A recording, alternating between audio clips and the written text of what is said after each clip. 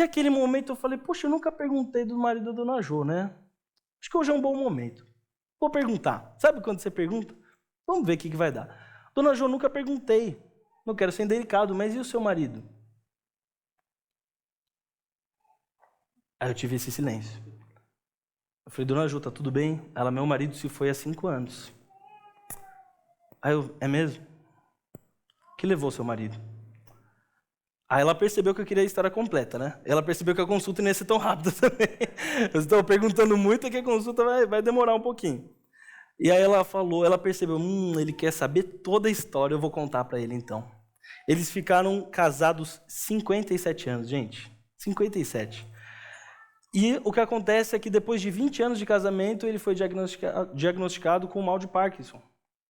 Isso trouxe uma dificuldade muito grande para o casamento. Ela tinha que lidar com todas aquelas situações que aquela condição do marido levaram ela a cuidar. Ela falou que parecia, depois de alguns anos, era como se cuidar de uma criancinha mesmo, sabe? Então trocar, ajudar a levantar, ajudar a sentar, tudo aquela coisa. Mas ela estava firme, fiel, forte, do lado dele. Passam-se mais 20 anos, mais não sei quantos anos, e ela já cansada de cuidar. Ela falou, eu me canso. Doía cuidar dele. Minhas costas, nossa, eu não preciso nem falar das minhas costas. E aí ela falou, só que a história não terminou aí. Ele foi diagnosticado com mal de Alzheimer. Aí a situação complicou. Ele ficou 5 anos tendo essas 2 doenças. E aí, com essa segunda doença, ele já não falava mais. Ele já não interagia muito comigo. Ele fazia alguns sinais, mas eu não entendia muita coisa. E a gente foi sofrendo. Eu não conseguia ir para a igreja direito. Eu não conseguia ver os meus irmãos, e ela é crente. Até chamei ela para vir hoje, mas ela ia servir lá na igreja dela. 84 anos, irmão. Vai pegando aí. 84 anos, não vou poder acompanhar porque eu vou estar na minha igreja, diaconisa. E ela falou, e aquilo me doía porque eu não conseguia acompanhar. Eu não conseguia. Mas eu fui fiel. Eu fiquei do lado dele. Todo mundo olhava para mim e falava, que boa esposa você é, Dona Jo. Parabéns, a sua história me inspira. Pois bem, Dona Jo, que estava cuidando do seu marido, até que um dia ele começou a chamar ela assim, meio com sinais, meio batendo na cama hospitalar. Se você já visitou uma pessoa que tá doente há muitos anos, eles vira quase um mini hospital mesmo. O quarto é uma cama hospitalar, tem uns negocinhos que ficam fazendo bip, os enfermeiros estão olhando, não sabem nada de saúde, né? Mas tem todo aquele equipamento, e ela falou que ele começou a bater, ele chamou, ela falou, o que foi? Ele fazia assim, ó, batia no peito e apontava para o céu. Batia, o que é que está acontecendo? Ela batia no peito e apontava para o céu. Aí ele chamou lá perto, ela agarrou ele, falou, o que foi? E aí ele se foi.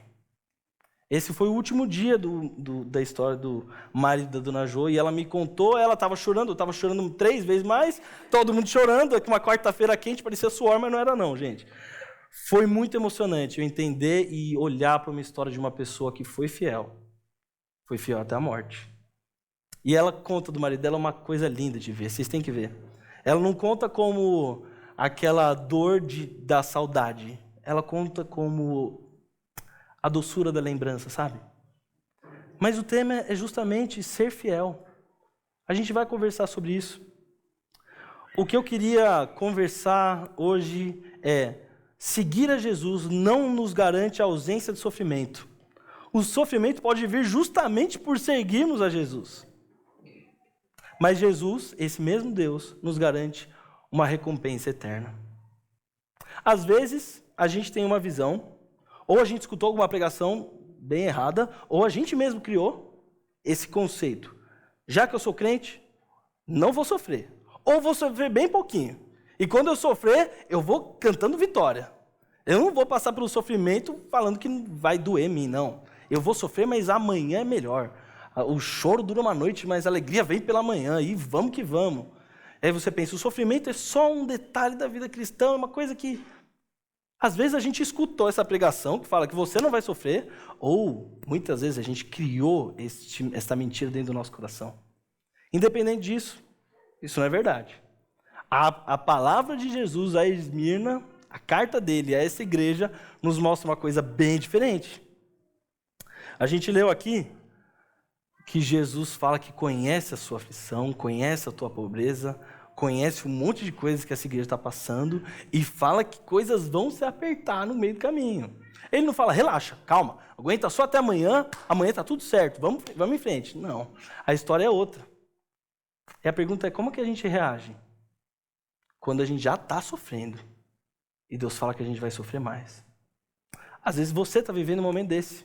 Às vezes você está passando. Se Jesus sabe o que eu estou passando, segunda-feira vai estar melhor. Se é o Jesus que eu creio, amanhã não vou ter mais sofrimento. Muitas vezes Jesus vai falar assim, ainda vai sofrer mais. Tem mais coisa aí. Mas calma, a recompensa virá. Talvez não do jeito que você está esperando, mas virá.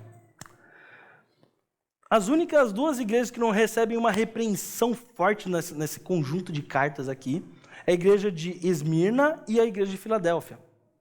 Todas as outras, tem algum momento, usando a igreja de Éfeso, que ele fala assim, tenho contra ti, porém, deixaste seu primeiro amor. O amor ficou perdido e pau. Tem uma nelas aí que Esmirna não é muito assim. Ele tem mais um encorajamento. Por que será? Te convido a analisar com mais cuidado essa carta.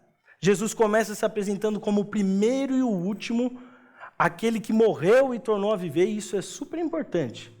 Quem está falando aqui não é alguém qualquer, não é um youtuber, nada contra o youtuber, tá, gente? Não é um cara no Twitter, não sei como é que chama esses caras, não é um influencer aí, não é um colunista de uma revista, não é. Quem está falando com essa igreja é o primeiro e o último. Aquele que não tem o início. Ele é o tudo. Não é aquele que, sabe, entrou no bonde andando, que não sabe como aconteceu. Aquela pessoa que entra na igreja e fala, é assim que as coisas funcionam? Não, é o primeiro e o último. Não só isso. Aquele que morreu e voltou a viver. Isso já chama a nossa atenção, porque a gente não vai escutar essas próximas palavras, como alguém qualquer, ou como um crítico, sabe, igual crítico de cinema? Eu não gostei da fotografia, eu nem sei o que eles querem dizer com fotografia, normalmente quando eu leio essas coisas. Mas eu não gostei da fotografia disso. Não, quem está falando é o Senhor da igreja. E essa reverência que eu vejo nos rostos aqui, que é importante. O que a gente vai escutar, o que a gente já escutou da palavra de Deus, é o próprio Cristo falando. E se é o próprio Cristo falando, a gente tem que dar atenção.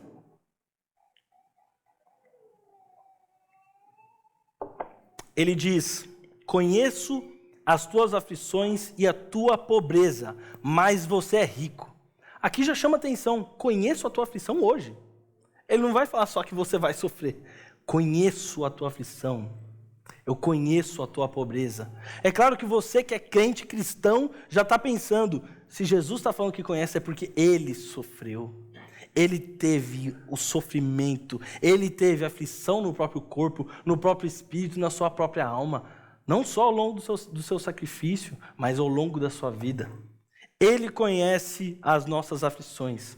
Mas o mais importante dessa parte aqui, não é nem necessariamente essa parte dele conhecer, mas é principalmente essa coisa diferente que ele fala, eu conheço a tua pobreza, mas você é rico. Caramba. Aí começa a confundir as coisas.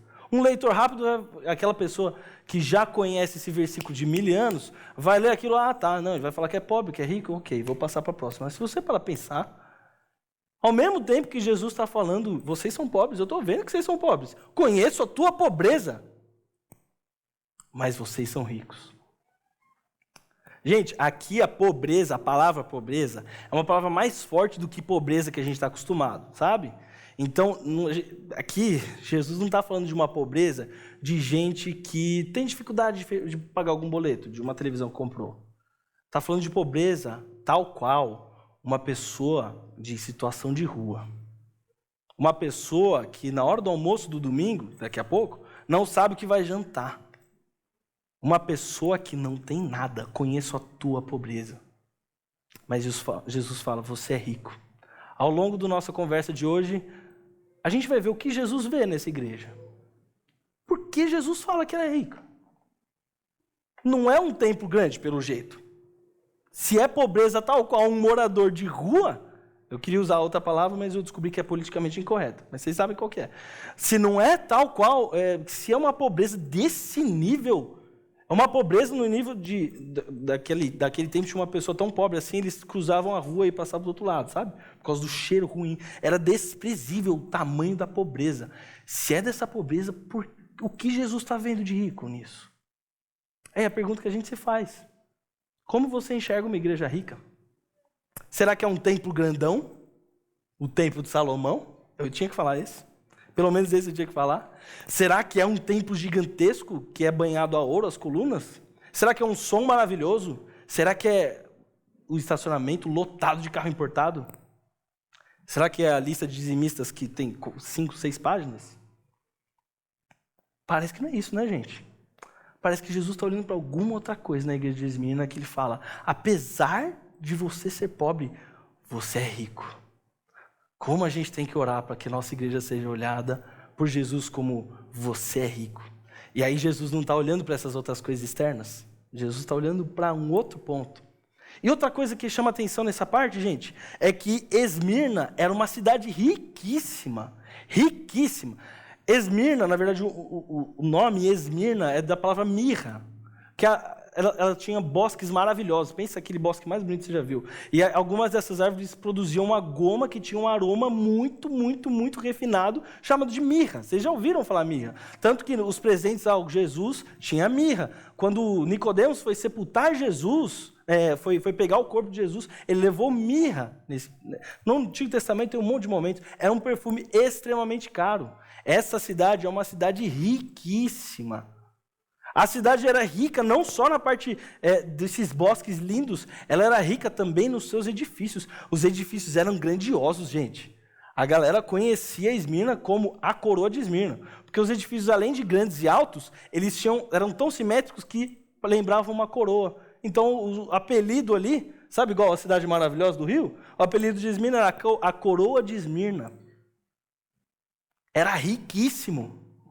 E no meio disso, no meio dessa cidade riquíssima, famosa, dizem até que ela competia com Éfeso em relação à importância. Era uma cidade tão importante, tão rica, que competia com Éfeso. Gente, você conhece Éfeso, você sabe que era uma cidade bem grande, bem importante.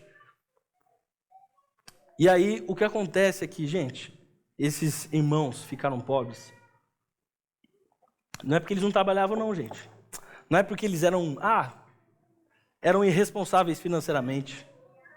Era por causa de perseguição. Era por causa de Jesus. Era por ser fiel a Jesus que eles passaram por um monte de perseguição. Eles passaram por tanta coisa. E aí Jesus cita essas coisas que eles passaram nesta carta. Ele fala assim, conheço a blasfêmia dos que se dizem judeus, mas não são. Ele está falando de gente que estava difamando a própria igreja. E aqui isso é muito importante, porque quando o cristianismo surgiu, lá atrás, Pentecostes, vocês lembram dessa parte? Existia um templo famoso lá, no templo de Jerusalém, e em 70 depois de Cristo, esse templo é destruído, e até esse momento da destruição do templo de Jerusalém, existia uma lei no Império Romano que protegia as religiões de existirem. Então as religiões poderiam existir livremente. Ninguém estava preocupado com sua religião no Império Romano. Ninguém ia te perseguir pela sua religião. Desde que você também adorasse uma outra pessoa também. Lembra disso? O César. E aí os judeus, que estavam muito bravos com esses cristãos, começam a difamar para quem? Para o próprio Império Romano, falando assim, não, ok, vocês não querem brigar por eles serem cristãos. Tudo bem, beleza. Mas e se eles disserem que César não deve ser honrado? Que César não é o Senhor? Que César não é o absoluto? Vocês vão deixar mesmo assim? Esses são os judeus que não são judeus. Esses são os judeus que Jesus usa uma frase forte. Sinagoga de Satanás. O próprio Satanás está usando essas pessoas para difamar. Agora vocês entendem por que eles são pobres? Essa perseguição não vem desse judeu. Esse judeu fala para o Império Romano vai para essas casas e confisca bens. Essa pessoa não conseguia trabalhar, essa pessoa sofria em todas as áreas da sua vida pela sua fidelidade a Jesus, pela forma como ela abria mão dos seus benefícios, dos seus bens, abria mão da sua condição social para seguir Jesus. Meu irmão, se você, para seguir Jesus hoje, precisasse abrir mão do seu emprego, e a qualquer momento a polícia encostasse na tua casa para pegar a tua televisão, teu computador, quantos estariam aqui no domingo de manhã, semana que vem? Se no imposto de renda, o seu imposto de renda seria negado, por quê? Porque você é cristão. Semestre que vem, quanta gente estaria na Igreja Batista Urbana? Guarulhos. Como que a gente lida com isso, né, gente? E aí, a gente pensa naquele evangelho que fala, não, seguindo Jesus, tudo vai dar certo. Você não vai sofrer. Você não vai passar por dificuldades. Você não vai sofrer doença. Nem vai ficar rouco. Se você está rouco é por falta de fé. Se você está pobre é por falta de fé. Sendo que aqui a prova da fé deles é estarem sendo perseguidos. A prova da fé deles é serem pobres. Isso é muito forte para a gente hoje. Porque às vezes você vai ligar sua televisão, abrir seu smartphone ali, Instagram, Facebook, e vai ver a ostentação de gente que está numa classe social ou maior que você, ou você postando diante de alguém que está na classe social pior. Ou seja, o que eu quero dizer é que, muitas vezes, esse outro evangelho pregado tem dominado os nossos corações. Só que isso não faz com que Jesus nos chame de ricos, muito pelo contrário. A gente vai ver em outras cartas e outras igrejas que Jesus é bem duro com aquele que escuta um outro evangelho. E essa é a nossa responsabilidade hoje, né? A minha responsabilidade hoje aqui não é fazer um sermão maravilhoso, é ser fiel. Lembre-se disso quando você estiver escutando um sermão. Nossa, que sacada teológica incrível! Está sendo fiel à Bíblia? Está sendo fiel à palavra de Deus? É essa a pergunta que a gente tem que fazer. Esse é o contexto que faz com que essa igreja, apesar de ser pobre, seja rica. Isso também faz a gente pensar, qual é a aprovação que a gente busca? Tem uma outra igreja que a gente vai conversar que tem fama de ser viva, mas está morta. E aqui, essa igreja tem fama de estar morta ou muito, muito pobre, e Jesus fala, você é rico. E esse Jesus é o que caminha entre a igreja. E esse Jesus conheço as tuas aflições, conheço a tua pobreza, mas você é rico. É essa igreja que a gente está observando hoje. Eles eram não só perseguidos em relação à parte financeira, gente. Se você estudar um pouquinho da história da igreja, você vai ver que muitos eram levados para estádios para serem mortos. E aí isso começa a apertar um pouco, né? Eu falei da parte financeira, já apertou um pouquinho. Agora imagina a gente sair daqui e na rua a polícia esperar a gente, do Império Romano. Ou melhor, não do Império Romano, porque hoje não seria. Mas imagina a polícia buscando a gente para levar a gente preso. E a qualquer momento, matar. Eles tinham essa autorização, acredita nisso? Cristão de Esmirna é crente, hein? Faz a gente se perguntar, quem somos nós? Faz a gente se perguntar, o que a gente tem feito? Como a gente tem feito? Por que a gente tem feito? Né? Caminhando um pouquinho, a gente vai para o versículo 10. E nele eu quero gastar um pouquinho mais de tempo. Quero refletir um pouco mais com vocês. Jesus diz assim, não tenha medo do que você está prestes a sofrer. Vê que nessa frase está pressuposto o sofrimento. Aí você falou, parece que fala, relaxa que agora acabou o sofrimento. Eu já vi que você sofreu, lembra disso? Eu conheço a tua pobreza, você é rico, te aprovo, está indo bem. Aí você espera, agora acabou, agora é festa, está tudo certo. Aí Deus fala assim, não tenha medo do que você está prestes a sofrer. Ah, imagina você receber essa carta.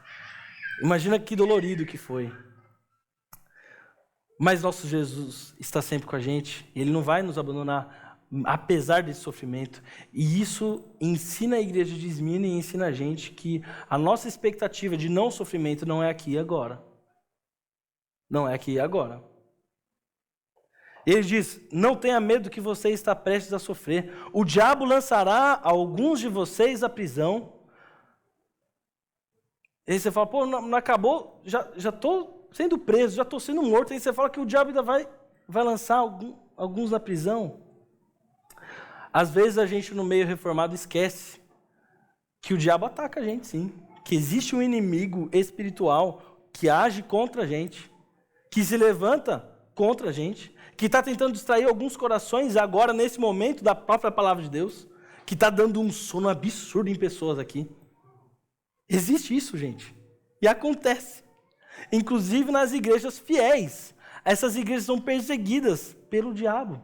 O diabo lançará alguns de vocês na prisão. Isso faz com que a gente tenha olhos e ouvidos atentos também. Não buscando o diabo em todos os lugares, mas olhos e ouvidos atentos sabendo que ele anda ao redor, tentando derrubar a gente. Depois ele fala, e haverá perseguição por 10 dias. Esses 10 dias tem gente que entende literalmente. Gente, Apocalipse não foi feito para ser lido literalmente. Não foi. Tanto que se você pensar nas 7 igrejas, tem gente que pensa que o que foi escrito para Éfeso não serve para Esmirna, tá? Que o que foi feito para Esmirna não serve para Pérgamo, nem para Sardes, nem para Tiatira. Não. O 7 no Apocalipse quer dizer completude. Ou seja, está falando da igreja como um todo, que vai servir para aquele momento, para aquelas cidades, mas para todos os momentos, para você e para mim hoje. Por isso que faz sentido a gente ler hoje. Porque essas 7 igrejas representam todas as igrejas. E aqui esses 10 dias, ele não está falando, vocês vão ser presos e vão sofrer por mais 10 dias. Ele está falando de um tempo determinado. Um período que vai ter o começo, vai ter o meio e vai chegar ao fim. Não é para sempre que vocês vão sofrer. Vai chegar o fim. Nessa conversa que a gente tem tido sobre o sofrimento, sobre a dor, mas não uma dor que, como eu comentei, de gente que é irresponsável financeiramente e acaba ficando pobre, sabe? Aquela pessoa que estoura o cartão de crédito, que usa o cheque especial, que compra o que não deve, que compra sem ter, ou que não trabalha para ter as coisas e fica pobre e fala, poxa, aí perseguição. É o diabo que se levantou. Ou aquela pessoa que trata mal o seu cônjuge, o cônjuge deixa. Aí você fala assim, é perseguição. Isso não é desse tipo de sofrimento que a gente está falando. Ou daquele estudante que não estudou nada para a prova, foi mal, é o diabo que se levantou. Ele se levanta, viu? Não é esse tipo de sofrimento. A gente está falando do sofrimento específico que a gente sofre por ser fiel. Devido à fidelidade sofremos. Assim como a dona Jo, por ser fiel ao seu marido que ela estava sofrendo. Ela não estava sofrendo porque ela errou, ela estava sofrendo por amor a ele, por ser fiel, por cumprir plenamente os seus votos de casamento. E é desse tipo de sofrimento que a gente está falando. O povo de Esmirna, da igreja de Esmirna, está sofrendo muito, mas não porque eles erraram, não porque eles tentaram se esquivar, mas eles estão sofrendo justamente porque eles são fiéis a Jesus. E é interessante isso, porque isso nos lembra um sermão de Jesus, lá em Mateus capítulo 5, versículo 11 e 12, fala assim, se você quiser abrir, pode abrir, mas deixa o dedinho na Apocalipse, aí vai lá. Crentes têm essa habilidade, né? Deixar um dedinho e abrir em outro.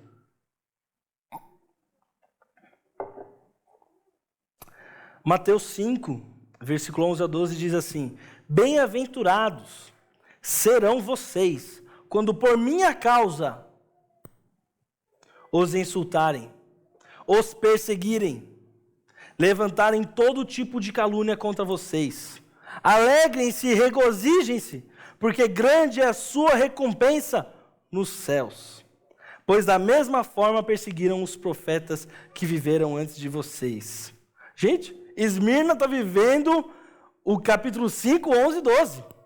É por causa de Jesus que eles estão sendo caluniados. É interessante as calúnias que eles ouviam. Sabe o que os judeus usavam para falar para o Império Romano? Falavam que eles eram canibais. Sabe por quê? Porque na hora da ceia, partiu o corpo de Cristo, entregaram o corpo. Aí estão comendo o corpo de uma pessoa. Falaram que eles eram incestuosos, porque a sua própria esposa você chama de irmã em Cristo. Vai lá, está casando com a irmã. Esse tipo de coisa. E ateus, porque eles criam em um único Deus. E lá era comum esse politeísmo. Então, eles estavam, obviamente, sendo caluniados. Obviamente, sendo insultados.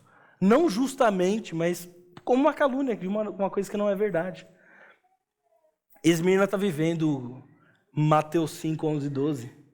E o forte de Mateus 5, 11 e 12, gente, o mais pesado é o versículo 12, que fala, alegrem-se, regozijem-se.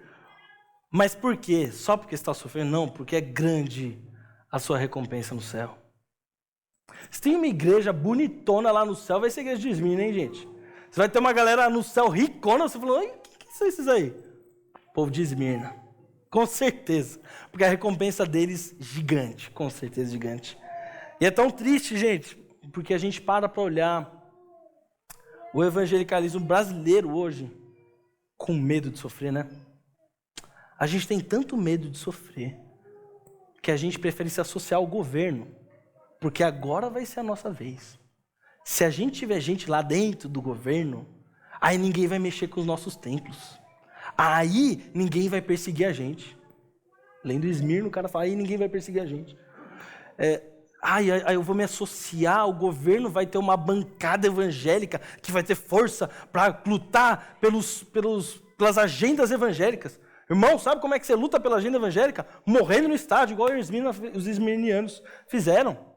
A gente é chamado a seguir os passos de um crucificado.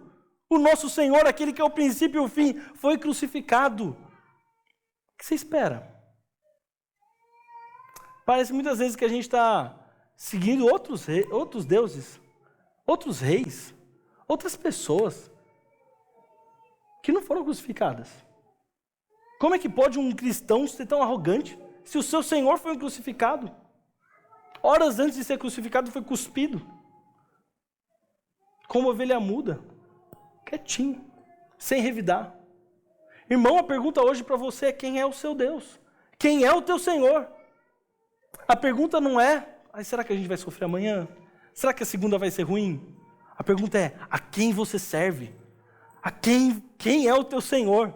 Se o teu Senhor é um Senhor que foi crucificado e ressuscitou, espere não outra coisa, espere sofrimento, espere ser xingado, espere ser desprezado. Estou sendo desprezado do meu trabalho por ser cristão.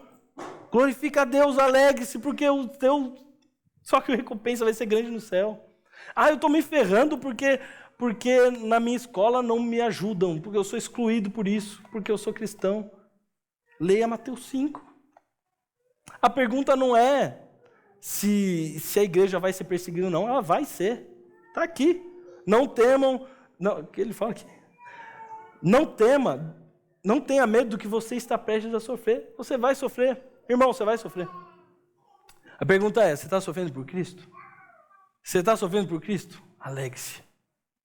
E aí a gente vê líderes, pastores, missionários, evangelistas, apóstolos, né? O pessoal que se chama de apóstolo, indo e tentando ser grande, cada vez maior, e ser respeitado no governo, e ser citado pelo governo, e ter cadeiras e cargos. Eu não estou falando que é ruim ser político, estou falando que a igreja não tem que estar preocupada com isso. A igreja não tem que estar preocupada em como que o nosso pessoal que está no governo vai nos ajudar. Uma vez eu escutei isso, daqui de Guarulhos mesmo, não vou falar nomes não. Se esse vereador ganhar, vai ser bom, porque ele arranja uns terrenos bons para a gente colocar a igreja. Olha a votação do cara. É impressionante. A visão não é, vamos sofrer o que a gente tiver que sofrer. Deus que nos guia, Deus que nos mostra. Ele não abriu todos os caminhos, a obra é dele, nós seguimos a ele. Não é essa visão, é a visão. Vamos colocar esse vereador, que aí ele vai me ajudar nesse pontinho. Você está sendo qualquer coisa, menos cristão nesse momento. Qualquer coisa. Você pode ser bolsonarista, petista, lulista, não sei, os istas que você dá para ser. Você pode ser qualquer coisa, você não está sendo crente. E aí, como é minha responsabilidade ser fiel, eu preciso te falar.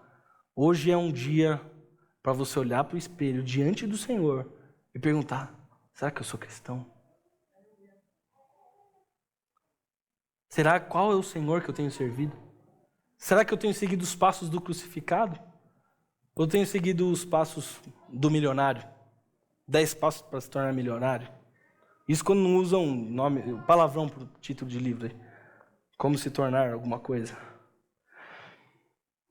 Isso é muito forte, gente, porque isso muda a forma como a gente vive, como a gente entra na igreja. Entra na igreja, o que vão me entregar aqui? Como que eu vou ganhar coisas? Como que isso vai ser bom para minha família? Aqui é um bom lugar para meus filhos crescerem? Ou aqui não é um bom lugar para meus... Aqui a pregação vai ser boa ou não? Aqui o louvor vai estar bom, o violão vai estar afinadinho ou não? Em vez de ser um lugar de entrega. Um lugar de perder. Aqui é um lugar de perder, gente. Um lugar de você colocar a mão no bolso e entregar. Não porque vai passar sacolinha. Não vamos passar sacolinha, fica tranquila. Não vai passar. Mas porque você sabe que ser crente é perder tudo para o Senhor. Olha para os esmirnianos. Olha para a gente, para o povo de Esmirna. Eles foram chamados de ricos.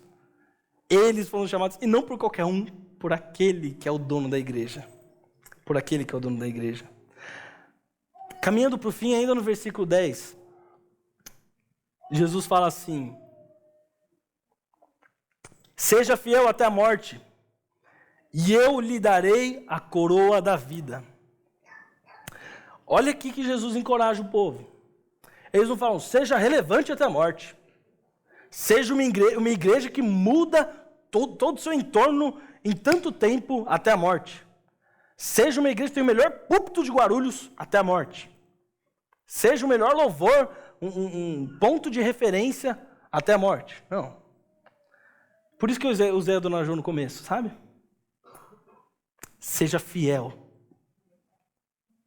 É isso que o nosso Senhor manda. O Senhor Jesus olha para mim e para você e fala, seja fiel até a morte.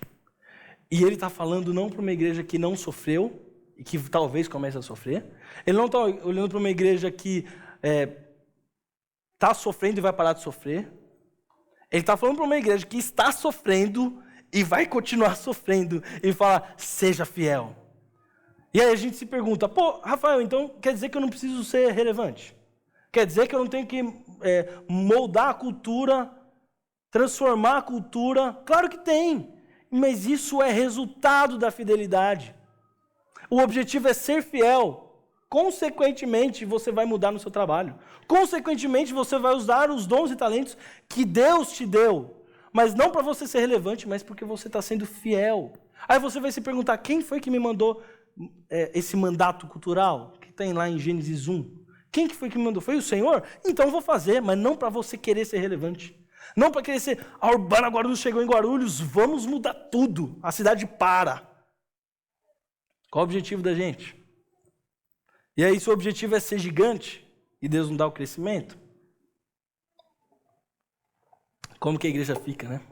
Ué, a pregação tá assim, tá assado. Se Deus quiser que a gente não seja gigante, se Deus quiser que a gente seja pequeno, que diz isso? Quem diz que a igreja de Esmirna era gigantesca? Se eles tinham que se esconder, eles tinham que se esconder para fazer reunião. Para fazer ceia, eles tinham que fazer bem baixinho. Mas o pessoal falava que eles eram canibais.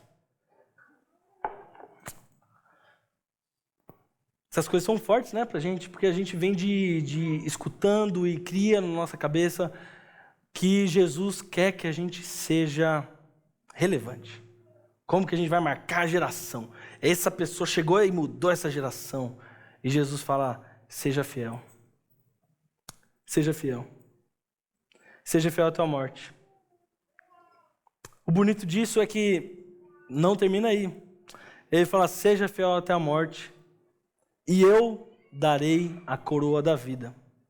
O resultado da sua fidelidade é a coroa da vida. Se vocês se lembram que eu te falei da curiosidade dos edifícios de Esmirna, do apelido que Esmirna tinha, a coroa de Esmirna. Aí Jesus está falando, não é dessa coroa que eu estou falando, não. Estou falando da coroa da vida. Estou falando da coroa daquele que venceu, o vencedor, receberá a coroa da vida. Jesus usa coisas geográficas ali, coisas arquitetônicas, para mostrar para eles, eu conheço essa cidade, mas a coroa que eu vou entregar não é essa coroa que vocês estão vendo. Esse ponto de coroa é um pouco diferente para a gente, porque Jesus está falando de coroa para as pessoas, mas isso era tão comum na cidade de Esmirna que a moeda de Esmirna tinha uma deusa com uma coroazinha, porque eles gostavam dessa pompa de ser a coroa de Esmirna. Então Jesus usa essa pompa para mostrar a verdadeira coroa, para mostrar do que verdadeiramente eu estou falando. A igreja foi muito perseguida, gente. Essa igreja foi martirizada aos montes. Antes da gente caminhar para o final,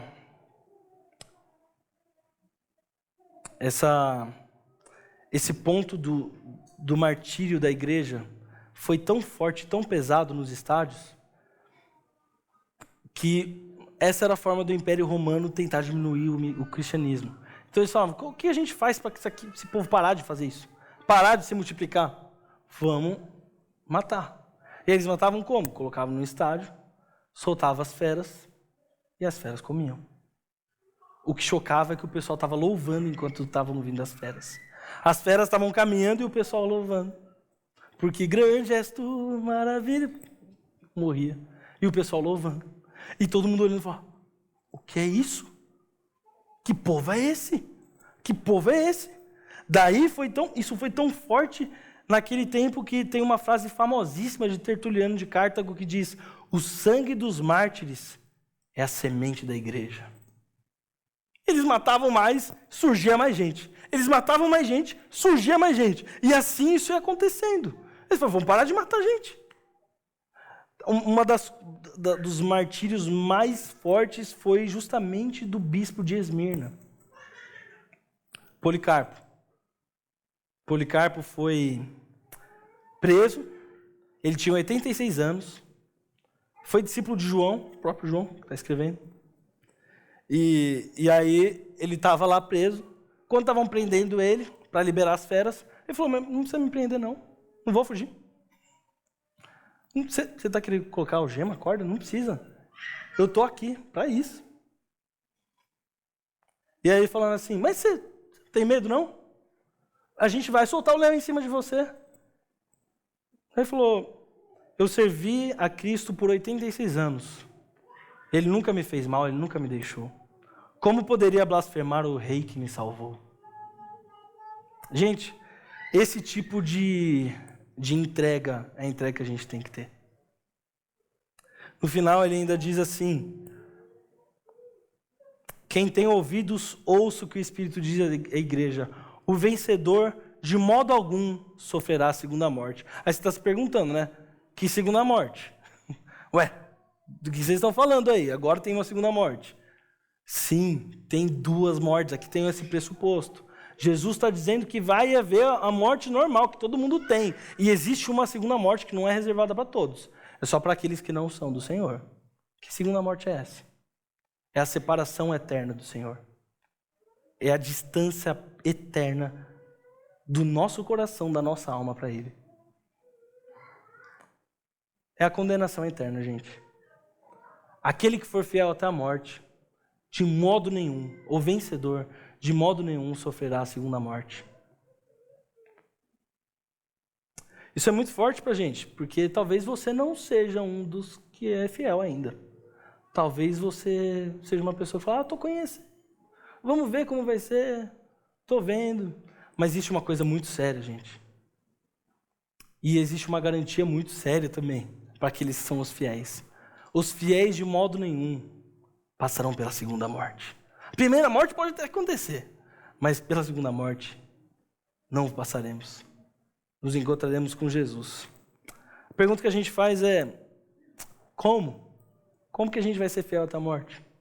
Como que a gente vai conseguir ser fiel? Como a dona Jo foi com o seu marido, mas principalmente, como a gente vai ser fiel a Jesus até a morte?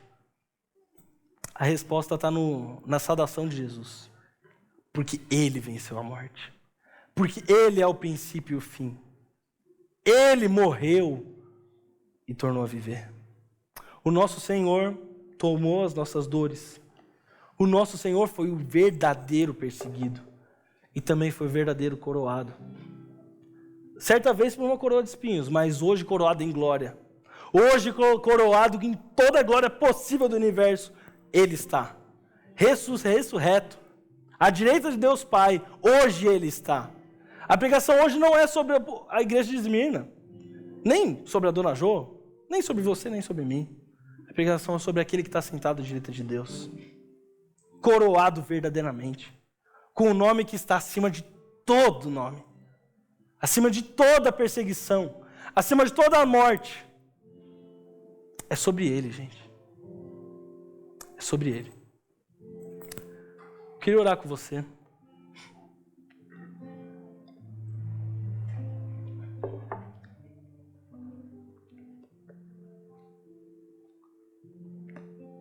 Senhor Jesus, o Senhor é tão bom, o Senhor é tão maravilhoso, e é tão bom receber essa palavra de consolo e de obediência vinda do Senhor. É tão bom saber que o Senhor nos mostra o que é importante pro Senhor, porque nossa vontade é agradar a Ti, Senhor. Nossa vontade não é ser relevante, ser impactante, ser conhecido, ser famoso. Queremos ser fiéis a Ti, Deus. Queremos ser ricos, mas da forma que o Senhor diz. Queremos que o Senhor olhe para nós e diga, mas você é rico. Queremos escutar a Tua palavra. Queremos ouvir o que o Senhor quer.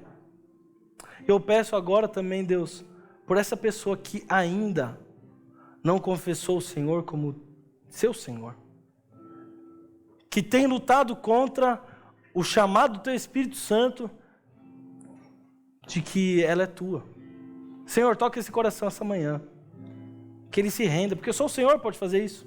Não é a minha palavra, não é minha voz, não é a música, não é nada, é só o Senhor Jesus. Só o Teu Espírito Santo que pode tocar o coração. E nós clamamos, Senhor, como igreja, nesta manhã, toca esses corações. Convence de uma vez por todas, Senhor. Traz eles para perto, que eles vejam que apesar do sofrimento, a vida contigo é muito melhor. A vida contigo é muito maior do que as coisas que o mundo pode prometer. E que a recompensa pode não vir agora. A recompensa não é prometida para agora. Somos peregrinos nessa terra, Senhor. Mas a recompensa virá dos céus. Te agradecemos por isso, Deus. Em nome de Jesus.